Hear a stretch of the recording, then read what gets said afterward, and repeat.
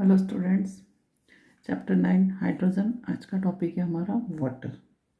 A major part of all living organisms is made up of water. Human body has about 65% and some plants have as much as 95% water. यानी कि अधिकतर जो part है हमारा, अधिकतर जो living organisms हैं वो किससे बने हुए होते हैं? वाटर से बने हुए होते हैं।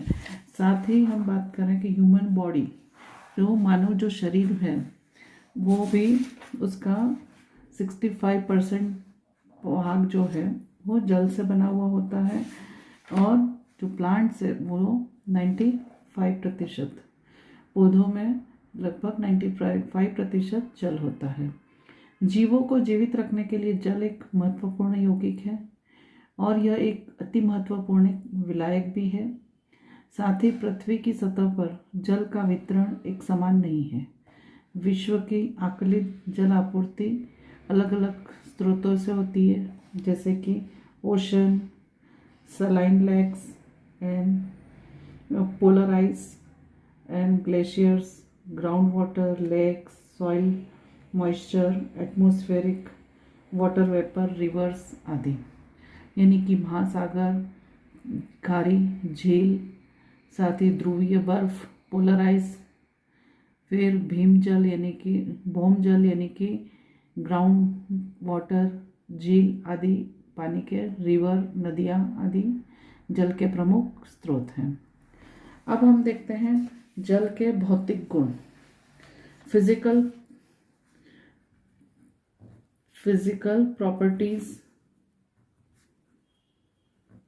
of water.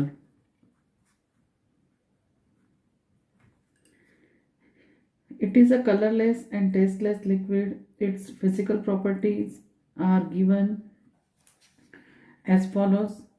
The unusual properties of water in the condensed phase, liquid condensed phase, it means a liquid and solid state, are due to the presence of extensive hydrogen bonding between water molecules.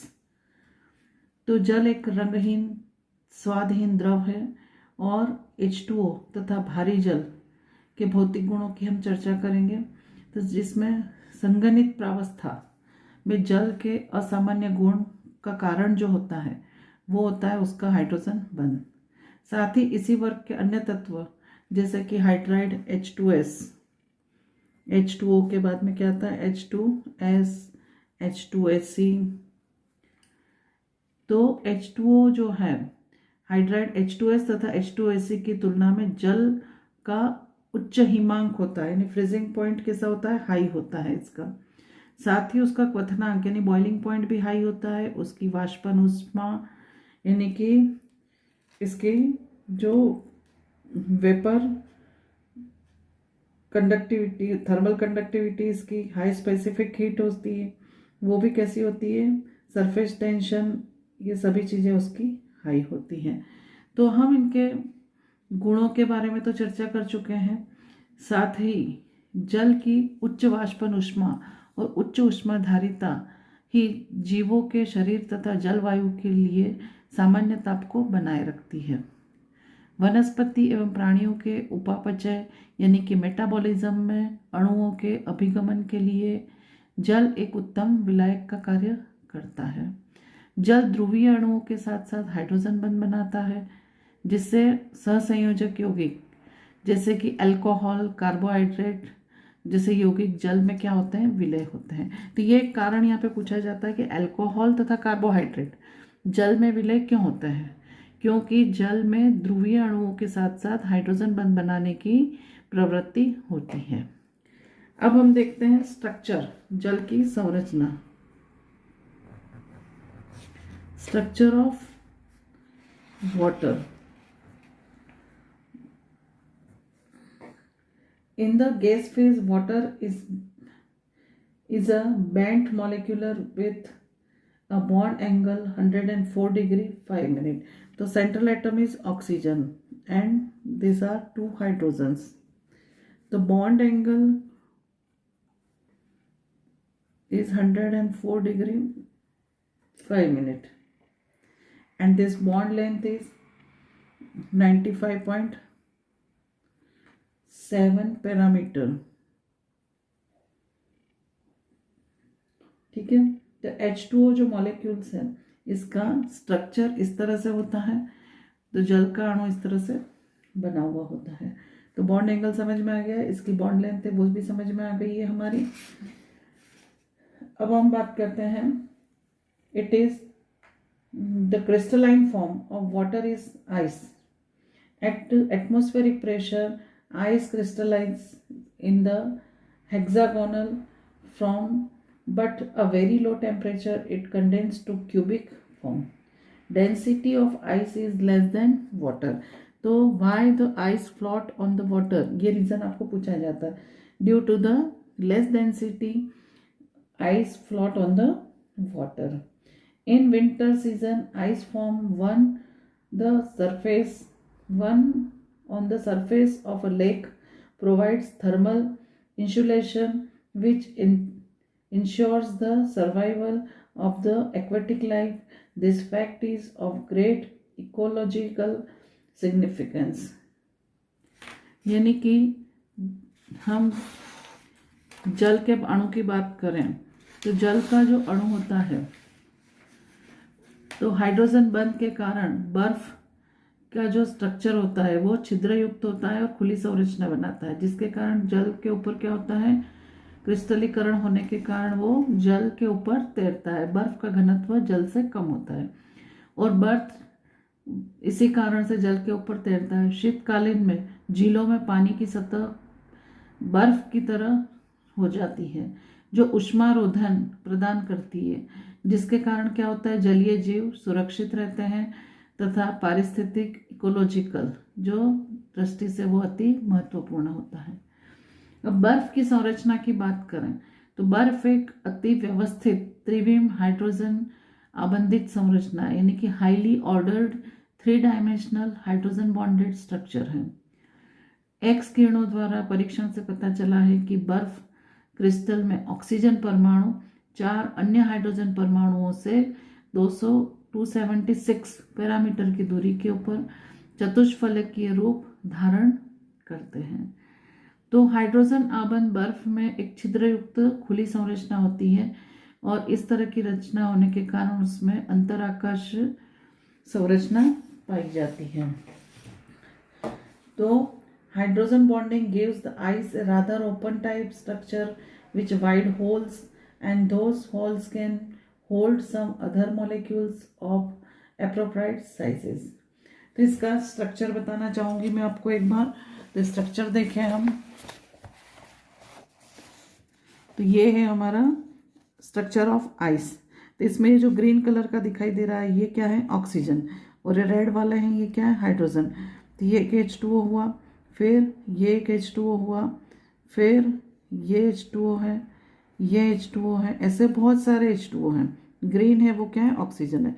तो इस तरह से दूसरे आसपास क्या है, oxygen के साथ में, जैसे कि ये ऑक्सीजन ये हाइड्रोजन, तो ये हाइड्रोजन इस ऑक्सीजन के साथ डॉटेड लाइन बताइए, ये क्या कर रहा है, यहाँ पे हाइड्रोजन बंध बना रहा है। इसी तरह से ये ऑक्सीजन यहाँ इसका जो है ये ऑक्सीजन है और ये 2 हाइड्रोजन है, ये हाइड्रोजन इस ऑक्सीजन के साथ में क्या बना रहा है, डॉटेड लाइन से हाइड्रोजन बंध बना रहा है। इससे बहुत सारे हाइड्रोजन बंध है। तो ये ओपन केज टाइप का एक स्ट्रक्चर आइस का बना हुआ हमें दिखाई दे रहा है यहाँ पे।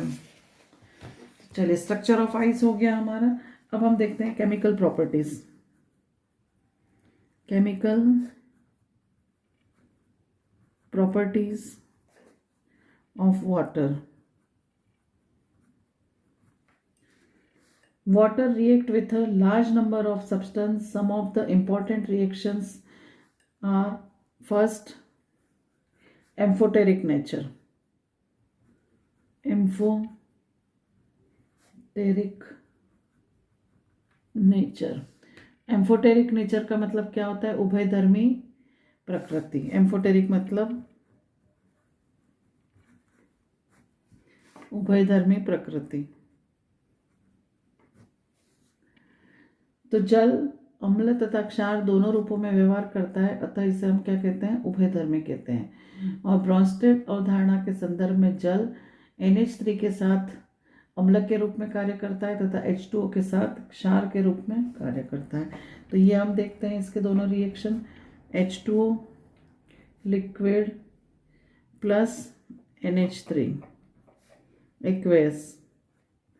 तो यहाँ पे हमारा रिवर्सिबल रिएक्शन, यहाँ पे H और OH, तो OH ये आ गया और H किसके पास गया, इसके पास, तो ये क्या बनाएगा, NH4 प्लस। चलिए, तो act as an acid with NH3, तो यहाँ पे इसने कैसा काम किया है, एसिड के तरीके से। चलिए, अब हम H2S के साथ देखते हैं, तो H2O प्लस H2S, तो यहाँ पे ये कैसे काम करेगा, ये इसमें से एक H लेगा, तो ये हो गया H3O प्लस और बचा क्या, HS माइनस।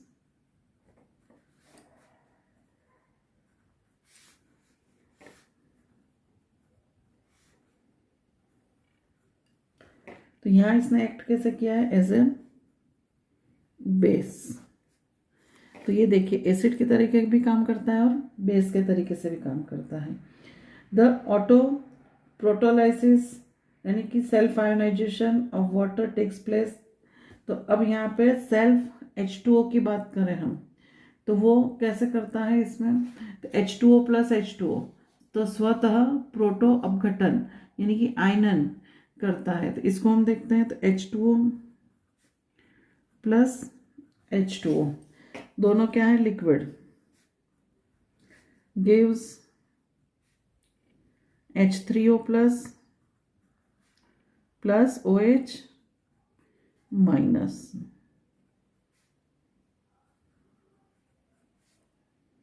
तो ये एसिड 1, ये बेस, ये क्या है, एसिड इसने लिया है, तो ये एसिड 2 और OH माइनस, तो ये क्या है, base 1 and this one is base 2। तो इस तरह से रिएक्शन हमारी कंप्लीट हो जाती है यहाँ पे। अब हम देखते हैं इसमें रेडॉक्स रिएक्शन। रेडॉक्स रिएक्शंस, दूसरा रिएक्शन इसका redox reaction involving water.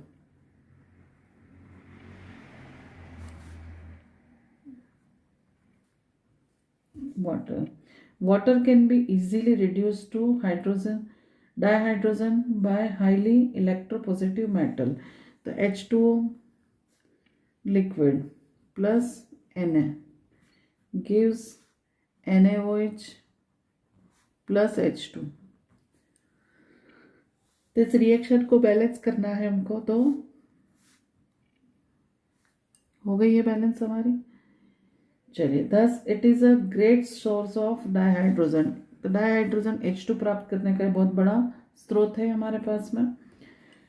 Water is oxidise to oxygen O2 during the photosynthesis. तो फोटोसिंथेसिस के रिएक्शन तो सभी को पता है, CO2 plus H2O gives C6H12O6 plus 6H2O plus 6O2। तो यहाँ पे इसको मल्टीप्लाई करेंगे 6 से और इसको करेंगे हम 12 से, तो ये रिएक्शन हमारी बैलेंस हो गई। चलिए, with fluorine also it is oxidise to O2। Fluorine के साथ में रिएक्शन बता दो इसकी मैं आपको, तो F2 plus 2H2O gives 4H plus plus 4F minus plus O2। तो ये एक्वेस, ये लिक्विड और ये गैस, यहाँ 4F है तो यहाँ पे 2 से मल्टीप्लाई करना होगा। चलिए, तो ये एक रिएक्शन हो गई रेडॉक्स वाली। थर्ड वन देखते हैं हम, हाइड्रोलिसिस रिएक्शन।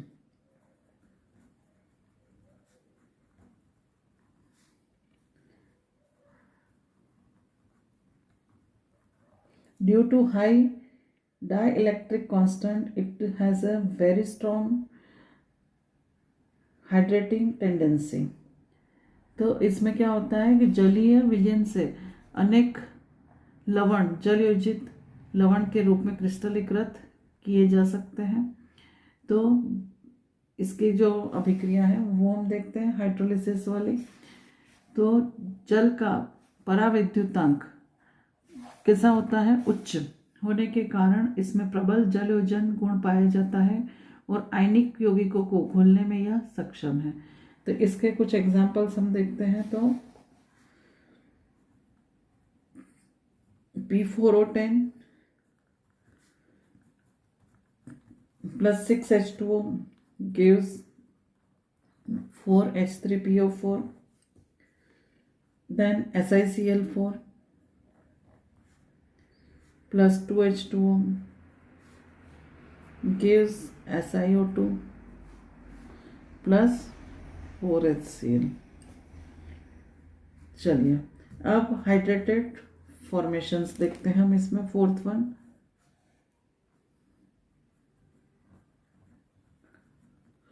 हाइड्रेट्स फॉर्मेशन, यानी कि हाइड्रेट विरचन, हिंदी में इसको बोलेंगे hydrate विरचन। From aqueous solutions, many salts can be crystallized as hydrate salt.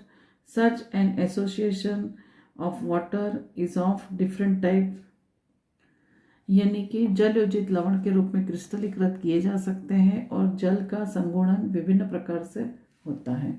तो सबसे पहले हम इसमें देखते हैं तो कोऑर्डिनेटेड वाटर,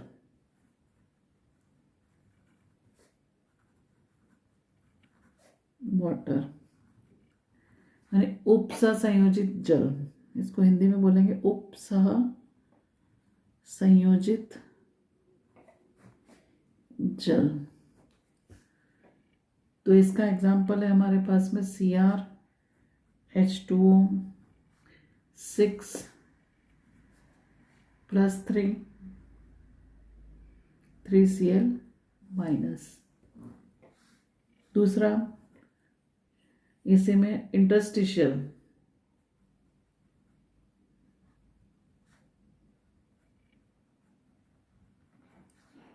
वाटर, तो ये होता है हमारा BaCl2 2H2। फिर तीसरा हम इसमें देख रहे हैं हाइड्रोजन बॉन्डेड वाटर,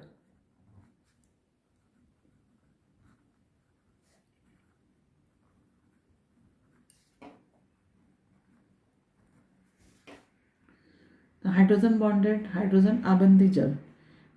तो हाइड्रोजन आबंधी जल होता है हमारा CuSO4 5H2O। तो H2O है वो, इसमें क्या है, हाइड्रोजन बॉन्डेड जल है। तो ये हमने अलग अलग प्रकार इसके देख लिए, रिएक्शंस के केमिकल रासायनिक अभिक्रिया इसकी हो गई हमारी पूरी। अब जो हमको देखना है वो हम देख रहे हैं कठोर एवं मृदु जल, यानी हार्ड एंड सॉफ्ट वाटर। नया टॉपिक है हमारा हार्ड एंड सॉफ्ट वाटर। तो हार्ड एंड सॉफ्ट वाटर की बात करें हम तो rain water is almost pure water and being a good solvent, when it flows on the surface of the earth it dissolves many salts. Presence of calcium and magnesium salts in the form of hydrogen carbonate, chloride and sulfate in water makes water hard. Hard water does not give lather with soap. Water free from soluble salt of calcium and magnesium is called soft water. तो previous classes पे ये चीज़ आप पढ़ के आए हैं कि कठोर जल क्या होता है। तो वर्षा का जो जल होता है लगभग शुद्ध जल होता है, और जब वो पृथ्वी की सतह पर बहता है तब उसमें कई सॉल्ट्स लवण घुले हुए होते हैं और उनकी उपस्थिति, जल में उनकी उपस्थिति कैल्शियम मैग्नीशियम लवण के रूप में होती है।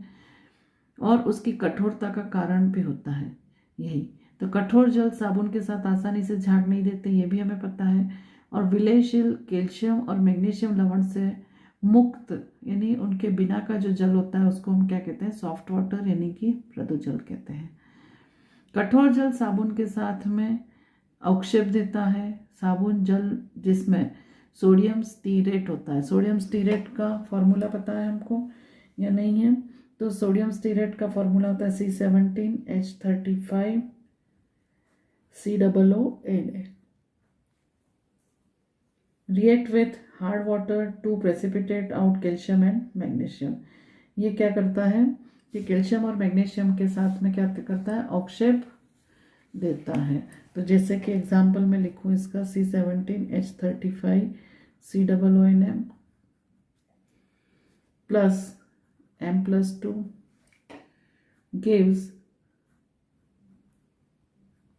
C17H35COO twice M plus 2Na plus, अब यहाँ पे M जो है हमारा उसकी जगह हम क्या ले रहे हैं, Ca या Mg। तो इस तरह से कठोर जल में जो कठोरता होती है वो कैल्शियम या मैग्नीशियम के लवण के कारण होती है। चलिए, it is therefore unsuitable from laundry. तो ये इसी के कारण क्या होते हैं कि कठोर जल धुलाई के कारण उपयुक्त नहीं होते हैं। अब ये जो कठोरता होती है, ये कठोरता कितने प्रकार की होती है? Types of hardness is of 2 types. It is a temporary hardness and other one is permanent hardness. So there are two type of hardness. First type is temporary hardness. Second one is permanent hardness. अब temporary hardness is due to the presence of magnesium and calcium hydrogen carbonate.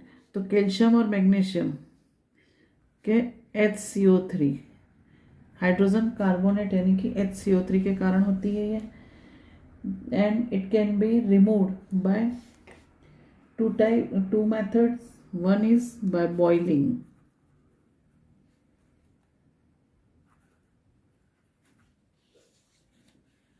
During boiling, the soluble MgHCO3 twice is converted into insoluble magnesium hydroxide and calcium hydroxide.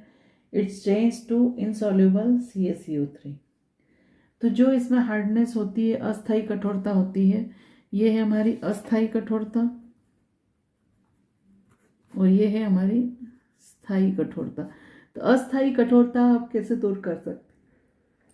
तो उसको boiling यानी उबाल करके, उबालते हैं तो क्या होता है, कैल्शियम और मैग्नीशियम के हाइड्रोजन कार्बोनेट होते हैं, वो किस में परिवर्तित हो जाते हैं, हाइड्रोक्साइड या कार्बोनेट में, जो कि कैसे होते हैं, विलयता गुणनफल उनका उच्च होता है और ये इस तरह से अवक्षेपित हो जाते हैं और इन अवक्षेप को छान कर अलग कर लेते हैं तो जल मृदु हो जाता है।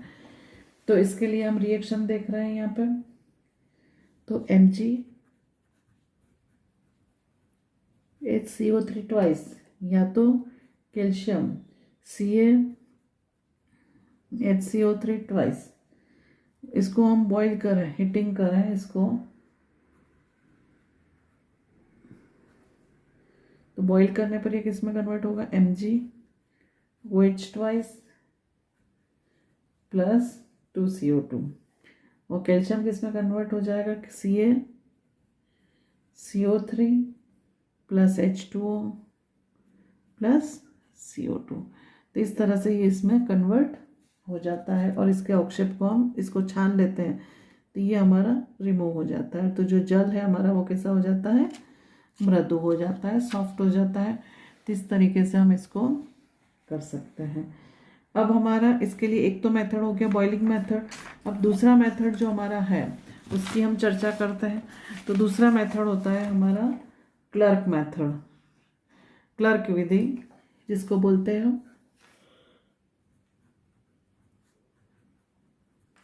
क्लर्क्स मेथड, हिंदी में बोल रहे तो क्लर्क विधि।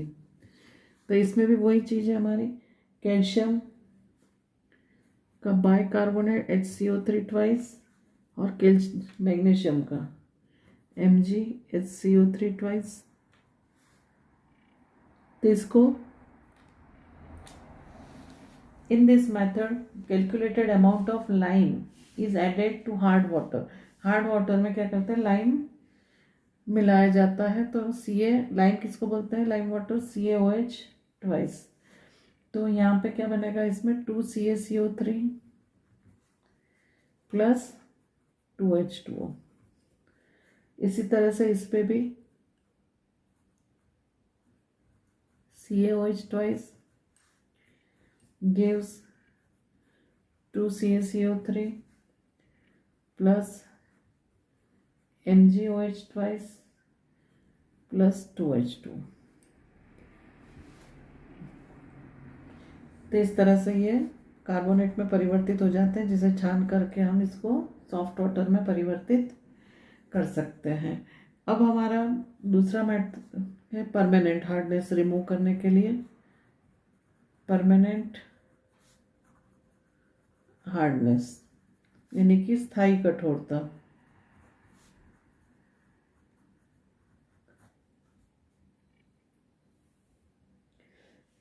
तो it is due to the presence of soluble salt of magnesium and calcium in the form of chlorides and sulphate. तो कैल्शियम और मैग्नीशियम के क्या होते हैं, यहाँ पे क्लोराइड्स होते हैं या तो सल्फेट्स होते हैं। Permanent hardness is not removed by boiling. तो परमानेंट हार्डनेस को हम बॉईल करके दूर नहीं कर सकते हैं। It can be removed by this method. First method is treatment with washing soda.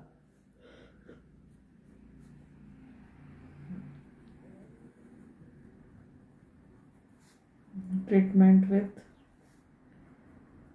Washing soda। Washing soda react with soluble calcium and magnesium chlorides and sulfates in hard water to form insoluble carbonates। तो magnesium का chloride MgCl2 react with Na2CO3। Na2CO3 is washing soda, it gives MCO3।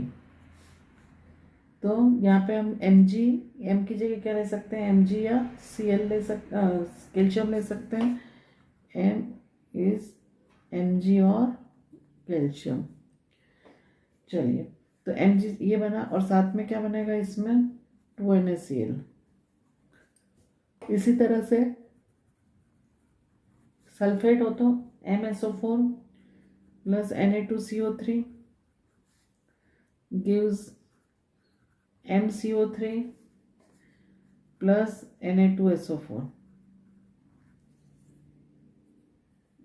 The complex anion keeps the Mg+2 and Ca+2 ion in solution।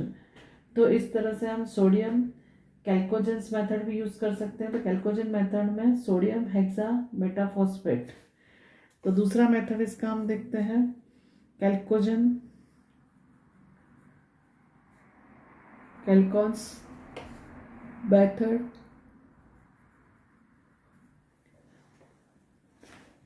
जिसको हिंदी में कहते हैं कैल्गोन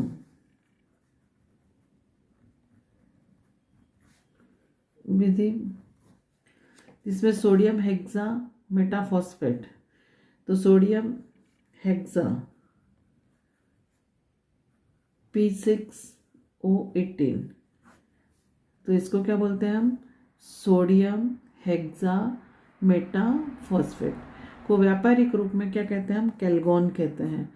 और जब ये कठोर जल में मिलाया जाता है तो ये किस तरह से अभिक्रिया करता है, तो ये देखते हैं हम। तो Na6P6O18 gives 2Na plus plus Na4 P6 O18 minus 2। अब ये जो हमारा बना है ये किसके साथ में रिएक्ट करेगा, ये देखिए M+2 plus Na4 P6 O18 minus 2 gives Na2 M P6 O18 minus 2 plus 2Na plus. तो यहाँ कॉम्प्लेक्स एनायन जो बना है वो Mg+2 या Ca+2 आयन हो सकता है। इसके बाद में हम मेथड देखते हैं ion exchange method.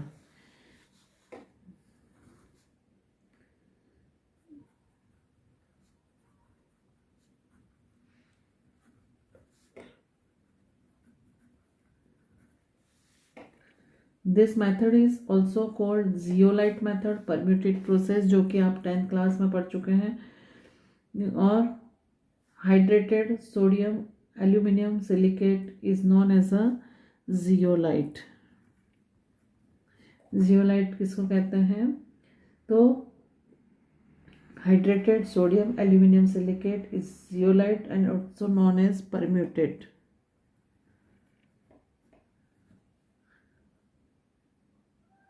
For the sake of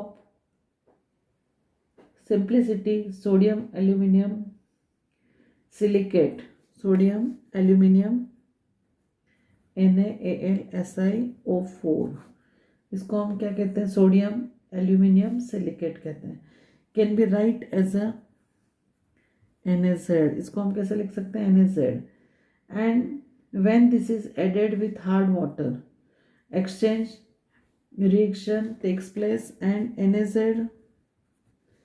plus M+2 gives MZ2 plus 2Na plus। तो इसके लिए इक्वेशन बैलेंस करने के लिए आप क्या लिखेंगे, 2,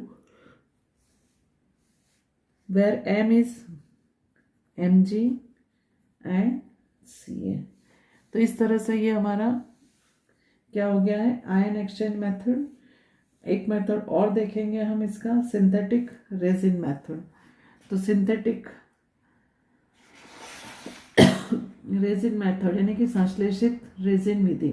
तो आजकल कठोर जल का मृदुकरण मुख्य रूप से इस विधि के द्वारा किया जाता है। इसको बोलते हैं, fourth one is synthetic resin method. Nowadays hard water is softened by using this method, and this method is more efficient than zeolite process. In cation exchange, resins contains large organic molecules with SO3H group and are water soluble. Ion exchange resin RSO3H, ion is RSO3H is exchanged with RNA। RNA के साथ में क्या होता है, परिवर्तित होता है। तो देखते हैं हम reaction, 2RNA plus M+2 gives R2M S plus 2Na plus.